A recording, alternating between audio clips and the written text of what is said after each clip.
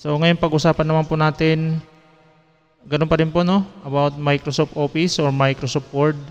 Ito naman po kung paano po or how to add electronic signature sa ating Microsoft Word document.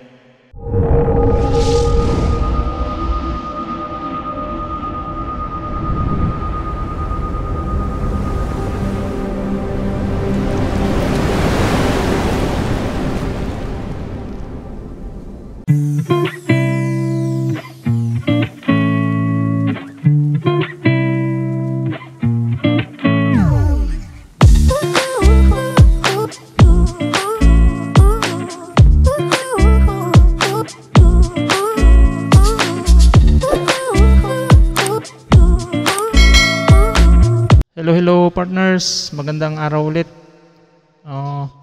Welcome sa bago nating video. So ngayon pag-usapan naman po natin, ganun pa rin po no, about Microsoft Office or Microsoft Word. Ito naman po kung paano po or how to add electronic signature sa ating Microsoft Word document. Okay, so let's go po. Open po tayo ng Microsoft Word document. So ito po yung ating Microsoft Word document no. So kunwari ito po yung pipirmahan ko. So kailangan kong pumirma ng gamit po ay yung electronic signature dito po sa Microsoft Word. No? Kung babalikan po natin yung mga dating style ng pagpirma ng mga lalo na sa ganyan sa online no. Ang old way po dyan ay una-una ipiprint natin yung document no?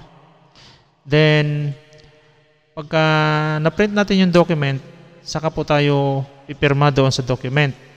Then after na makapag-sign, i-scan naman po siya, then saka naman ulit ipapadala doon sa pagpapadala natin nung document na yon. So medyo may mga prosesong ginagawa. So sa ngayon, meron na po tayong tinatawag na electronic signature kung saan ay on the document itself ay doon na po tayo nagpipirma no. So kung pag-usapan naman po natin yung dalawang klaseng yung isang digital signature, medyo may pagkakaiba po kasi yon no. Kasi sa electronic signature, ito po yung image mismo ng ating handwritten na signature, although nasa nasa digital siya no. Image mismo ng ating handwritten signature, kung saan ang digital signature naman, ito po ay isang certificate no na nagbabalidate ng ating identity bilang tayo po mismo yung tao na yon no. Yun po ang pagkakaiba. So dito po ang pag-usapan po natin ay yung electronic signature, hindi po siya yung digital signature. Okay? So, yun nga, naka-open na po tayo ng document, no? Kung titingnan natin dito sa ribbon, no? Hahanapin po natin yung draw. No, ito po. So, kung sa inyo po, no? So, ito po, ang gamit ko po dito ay Microsoft 365, no? Kung hindi nyo po rito nakikita yung tab, no? Yung draw tab, ang gagawin nyo lang po ay dito po mismo sa tapat ng ribbon, no? I-right click nyo po yung inyong mouse, then customize the ribbon. So i-click lang po yan. Then dito po sa bagong window, no? Makikita po natin, ito po yung draw. I-click lang po yan para mag-appear po doon sa inyong menu, no? So kung hindi po siya nakaklik, so hindi po siya makikita doon. Once na-click na po natin yan, then okay lang. Then, lalabas na po yan dito. So, ito na po yan. So, now, i-click po natin yung draw.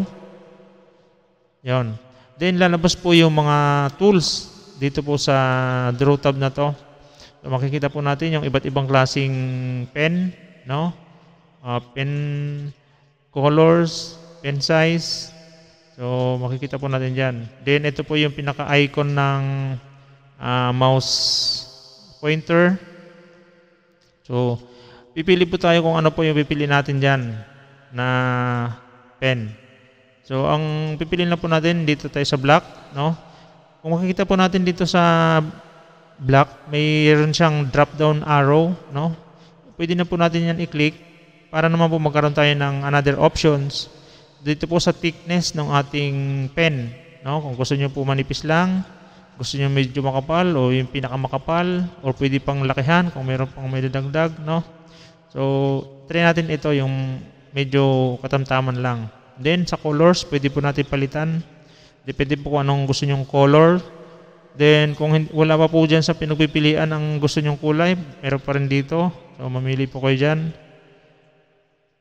So, since ito ang pipiliin lang po natin black, so ito lang po ang pipiliin natin, yung ganyang kalaking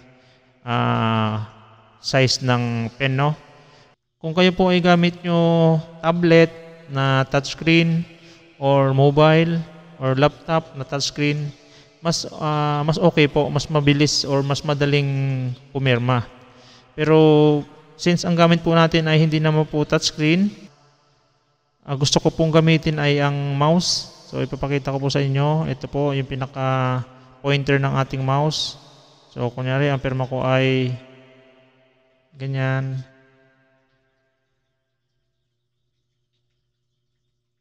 Yan. So yan na yung aking signature. Kung gusto po natin i-edit, no, yung ating signature, i-click lang po dito sa ating ribbon ulit, no. So dito po sa may icon ng my mouse pointer, click lang po yan. Then pwede na po natin ma-edit yung ating signature, no. Pwede po natin siyang paliitin. Ngayon kung gusto natin i-change size, no, i-hold lang po yung shift key para yung pag ano niya ay proportion, yung pagliit ng kanyang signature, ng kanyang image, no. So shift key pinutin lang po. Okay, so yan. Then kung gusto niyo rin po na naka ano siya, yung nasa ibabaw siya ng mga text, pwede po natin siyang i-wrap text, no? Kung makikita po natin dito, meron siyang isang option dito, i-click lang po natin yan. Then, ayan, may mga pagpipilian po rito. In front of text, mas maganda. Para po lagi siyang nasa top ng mga text. So, okay? So, kahit saan natin siya ilagay, hindi siya natatakpan. Okay? So, yan na po yung ating pinaka pirma. Ang maganda po nito, nakagawa na po tayo ng ating electronic signature. Sa tingin natin, okay na siya. Pwede po natin siya i-save, no? I-save po natin sa Word or sa PowerPoint, no? Mas maganda i-save siya sa PowerPoint para mas maganda yung quality. So, i-click nyo lang po yan, no? Save as picture. Okay? So, save po natin, kunwari, tapos ilagay lang natin sa desktop or dito na lang sa picture, lagay natin, save. Okay? Pero kung gusto nyo, i-copy nyo, tapos open kayo ng, kunyari, copy ulit natin, no? Copy, then open ng PowerPoint, then, alisin natin yan. Then, paste. Yan. Save as picture. Ayan, save as picture. Mas maganda po kasi ang quality kapag sinave siya sa PowerPoint. So, palitan natin. 2. Okay, so yun, nasave na natin.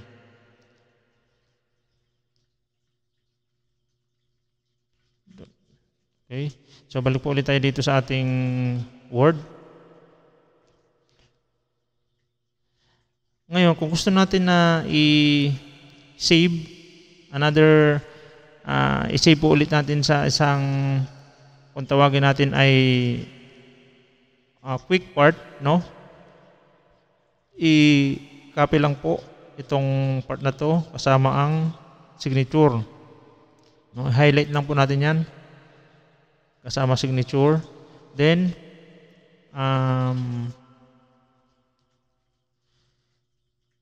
click lang po dito sa insert.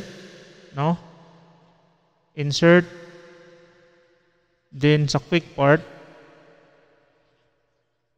ilagay po natin save selection to quick part gallery. Okay? So, lagyan lang po ng pinaka title kung kanino po yan o kunyari dahil sa akin ilagay ko yung pangalan ko. Yan.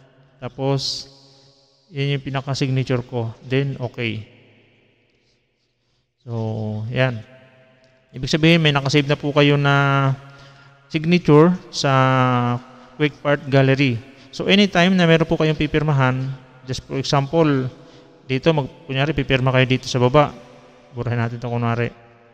Kunyari pipirma kayo. So ang gagawin nyo lang po ay punta po kayo sa insert. Then punta po ulit kayo sa quick part. Then yun.